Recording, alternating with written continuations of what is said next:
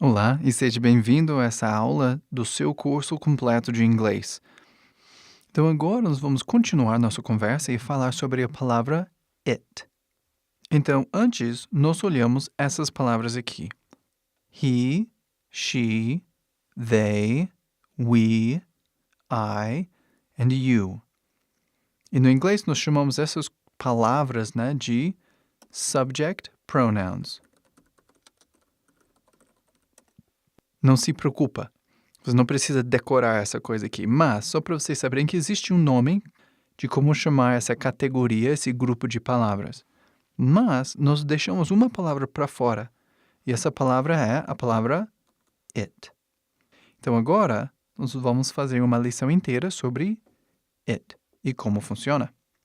Então, it não é uma palavra difícil, mas é uma palavra que não existe no português. Tá? Isso é importante.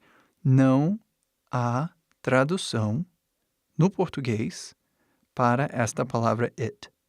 Então, eu não posso te dar a tradução porque não tem, entendeu? Mas existe como usar, entendeu? No português e no inglês, usamos palavras de uma maneira muito parecida. Nós podemos usar esses padrões, esses jeitinho, né, parecido, para entender e ver como esse it funciona no inglês. Então, quando você está falando sobre alguma coisa, no português, por exemplo, uma mesa, que no inglês é table, né, uma coisa. Você fala, a mesa está quebrada. Mas aí, se alguém perguntar, o que está quebrada? E você pode responder, né, apontando, né, para a mesa ali e falar, ela está quebrada. Certo? Talvez um pouco estranho falar assim, né, mas essa é a ideia, que a mesa poderia ser ela. Essa é a ideia que você pode trocar palavras e basicamente fica a mesma coisa. Vamos usar ele, né? Outro exemplo. O quarto está bagunçado. E aí alguém pergunta para você, o que está bagunçado? Ele ali, o quarto. Aí você apontando, você fala, o quarto ali, ele está bagunçado. Ele está bagunçado. Entendeu? É isso que estamos querendo mostrar. Essa ideia de a mesa vira ela. Ou o quarto vira ele. Isso é bastante comum no português e no inglês. E aí é nesse assunto, nessa hora, que esse it entra. Então, no português, você poderia usar ela ou ele para pessoas e para coisas. Né? Ele, meu irmão, e ele, o carro. Ou ela, minha irmã, ou minha mãe, ou minha avó, e ela, a casa. No inglês, ou seja, no português, você pode usar para qualquer coisa. Pessoas, coisas, animais, flores, mesas, casas, construções, né? Todas essas coisas têm masculino e feminino. No inglês, não. As únicas coisas que têm masculino e feminino são animais. Especificamente, né, a tradição no inglês é que somente seres humanos você vai identificar com masculino e feminino. Então vamos olhar aqui a tradução dessa frase aqui. The table is broken. Se você for traduzir diretamente do português, você iria falar she is broken. Mas no inglês isso não combina porque she somente pode ser usado para pessoas. Não pode ser usado para mesas ou casas ou outras coisas, qualquer outra coisa, né? Somente pessoas. Então, she is broken não pode tomar o lugar de the table is broken. Deixa eu colocar um asterisco aqui para vocês saberem. Está errado aqui. E aí, a maneira certa seria usar essa palavra aqui, esse it. It is broken. É assim que nós fazemos. Esse it não tem masculino, feminino, né? Não indica homem ou mulher, masculino, feminino, o gênero, né? Essa coisa. Não indica nada. Simplesmente indica que tem alguma coisa ali atrás que estávamos falando, né? A mesa, esse é o meu it. É o mesmo padrão que tem no português. A mesa vira ela. Só que no inglês, the table vira it. Entendeu? Vamos fazer aqui com masculino também. O quarto está bagunçado. No inglês, isso seria the room is messy. Se você for traduzir diretamente, né, esse daqui, ele está bagunçado, sai a frase he is messy.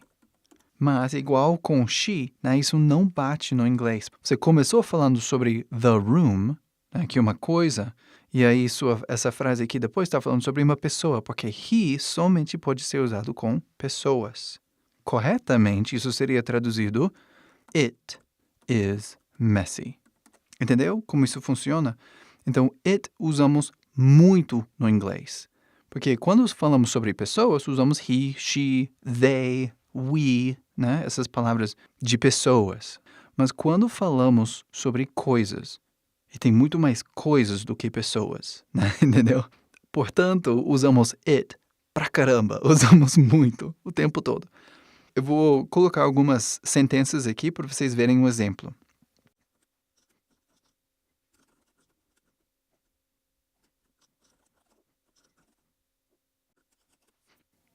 Então, aqui nós temos essas sentenças, né?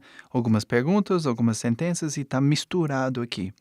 Então, vamos ver mais ou menos como funciona essa ideia de it em comparação a he and she, e como é um pouco diferente no inglês do português. Então, essa sentença aqui, where is the window? Traduzido para o português seria, onde está a janela? No inglês, se fosse trocar o window, né, para it, aí no português, se você for trocar, né, ele ou ela, né, nessa sentença, você iria trocar a janela. Então, se tornaria onde está ela. Onde está ela, né, algo assim. Mas eu vou deixar separado assim para vocês verem como é que funciona. Aí, no inglês, iríamos mudar diferente. Seria where is it? Porque window não é uma pessoa, é uma coisa. Próximo. When is the concert? Quando é o concerto. E aí, no português se torna quando é ele. Eu sei, né? Se você for falar isso mesmo no português, você iria falar quando é. Né? Você iria parar ali, né? Mas eu preciso colocar esse L para vocês verem o padrão. Aí, when is the concert? No inglês seria when is it? E aqui, o próximo. My grandfather is very tall. No português seria meu avô é muito alto. E aí, você iria substituir ele é muito alto. No inglês, como seria? It ou he? He. Porque grandfather é uma pessoa, um ser humano. He is very tall. Next. Nossa casa é muito pequeno. E aí seria ela é muito pequeno. E aí, no inglês, como seria? It ou ela? Ou nossa? Ou como? Tipo, o que iríamos falar? E aí, no inglês, seria it, he, she, they, our. No inglês, colocamos it, porque não é uma pessoa, é uma coisa. It is very small. E aí, por último, nós temos the bathroom is clean. O banheiro está limpo. Ou seja, ele está limpo. Já no inglês, é uma coisa. Então, vamos usar it. It is clean. Entendeu como isso funciona? Qualquer pergunta, por favor, coloque um post no site e vamos responder suas perguntas. Ótimo? Vamos passar para a próxima lição.